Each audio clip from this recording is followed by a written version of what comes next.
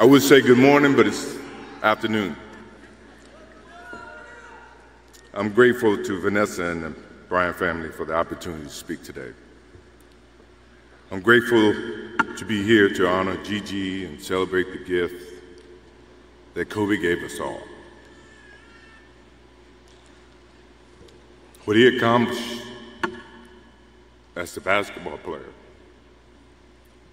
as a businessman, and a storyteller, and as a father.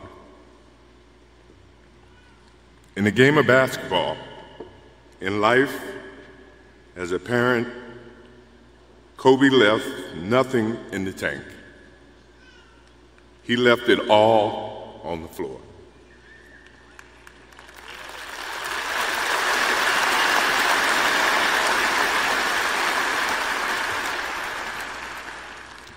Maybe it surprised people that Kobe and I were very close friends, but we were very close friends. Kobe was my dear friend. He was like a little brother. Everyone always wanted to talk about the comparisons between he and I.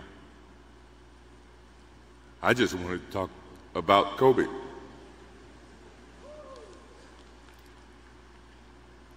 You know, all of us have brothers and sisters, little brothers, little sisters who, for whatever reason, always tend to get in your stuff, your closet, your shoes, everything. It was a nuisance, if I can say that word. But that nuisance turned into love over a period of time, just because the admiration that they had for you as big brothers or big sisters. The questions, the wanting to know every little detail about life that they were about to embark on. He used to call me, text me, 11:30, 2:30, 3 o'clock in the morning, talking about post-up moves, footwork, and sometimes the triangle. At first, it was an aggravation.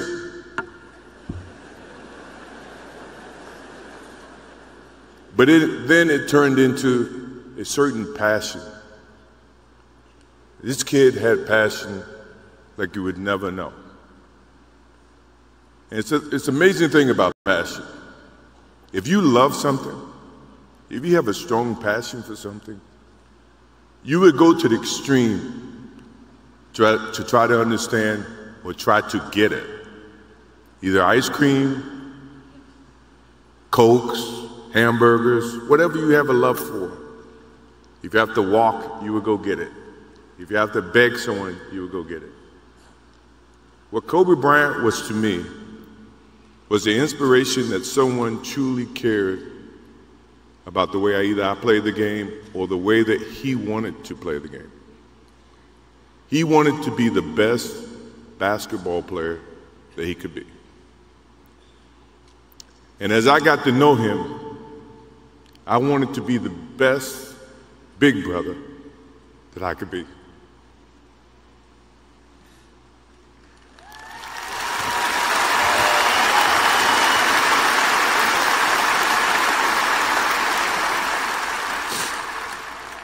To do that, you had to put up with the aggravation, the late night calls, or the dumb questions. I took great pride as I got to know Kobe Bryant that he was just trying to be a better person, a better basketball player. We talked about business. We talked about family. We talked about everything. And he was just trying to be a better person.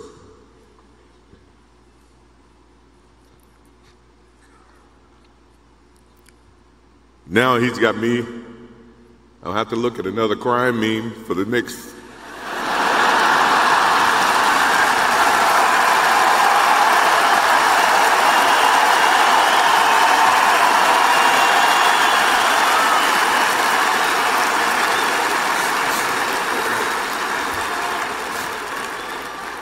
I told my wife I wasn't going to do this because I didn't want to see that for the next 3 or 4 years. That is what Kobe Bryant does to me. I'm pretty sure Vanessa and his friends all can say the same thing. He knows how to get to you in a way that affects you personally, even though if he's being a pain in the ass. But you ever have a sense of love for him in the way that he can bring out the best in you. And he did that for me. I remember maybe a couple of months ago, he sends me a text. And he's saying, I'm trying to teach my daughter some moves. And I don't know what I was thinking or what I was working on. But what were you thinking about when you were as you were growing up, trying to work on your moves? I said, what age? He says, 12. I said, 12, I was trying to play baseball. He sends me a text back saying, laughing my ass off. And this is at 2 o'clock in the morning. But the thing about him was we could talk about anything that related to basketball, but we can talk about anything that related to life. And we, as we grow up in life, rarely have friends that we can have conversations like that.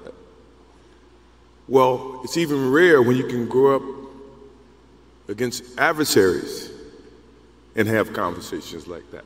I went and saw Phil Jackson in 1999 or maybe 2000. I don't know when Phil was here in LA. And I walk in and Kobe's sitting there.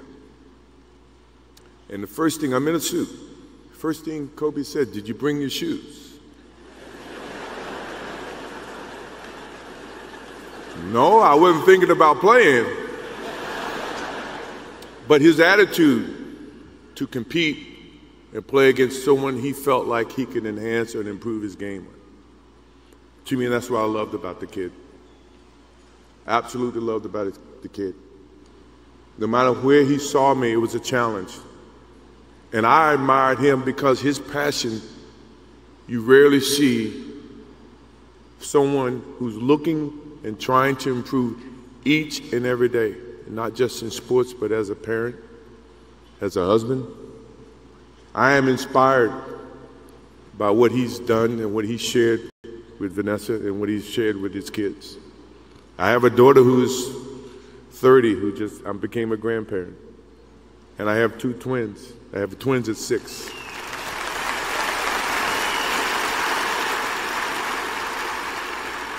I can't wait to get home to become a girl dad and to hug them and to see the love and the smiles that they bring to us as parents.